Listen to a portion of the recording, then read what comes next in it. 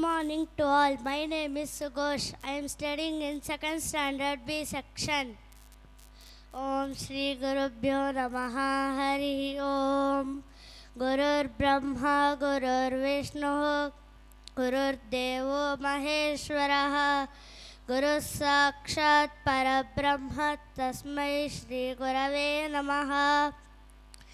गुरवे सर्वलोकानां भिषजे भवरोगिणां निधये सर्वविद्यानां दक्षिणामूर्तये नमः। सद्गुरुचरणारविन्दाभ्यां नमः।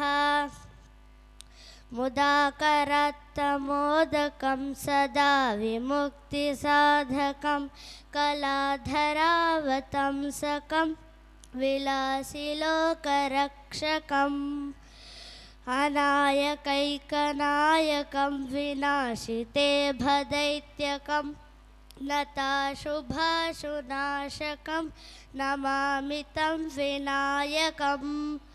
न ते तरातिभीकरं न वोदितार्कभास्वरं न मत्सुरारिनिर्जरं न ताधिकापदुद्धरम्।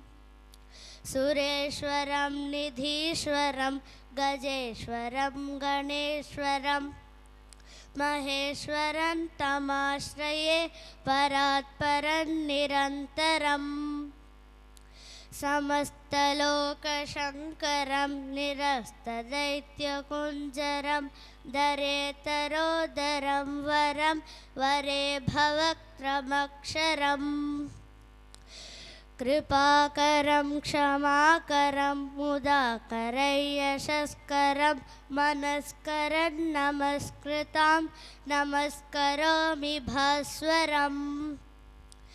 अकिञ्चनार्तिमार्जनं चिरन्तनोक्तिभाजनं पुरारिपूर्वनन्दनं सुरारिगर्वचर्वणम्।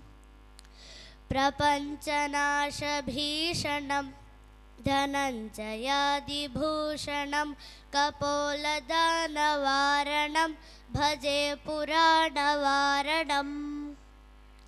नितान्तकान्तदन्तकान्तिमन्तकान्तकात्मजम् अचिन्त्यरूपमन्तहीनमन्तराय कृन्तनम्। हृदन्तरे निरन्तरं वसन्तमेव योगिनां तमेकदन्तमेव तं विचिन्तयामि सन्ततम्। महागणेशपञ्चरत्नमादरेण योऽन्वहं प्रजल्पतिप्रभातके हृदि स्मरन् गणेश्वरम्। अरोगतामदोषतां सुसाहितीं सुपुत्रतां समाहितायुरष्टभूतिमभ्युपैति सोचिरात्। हरिः ओम। Thank you.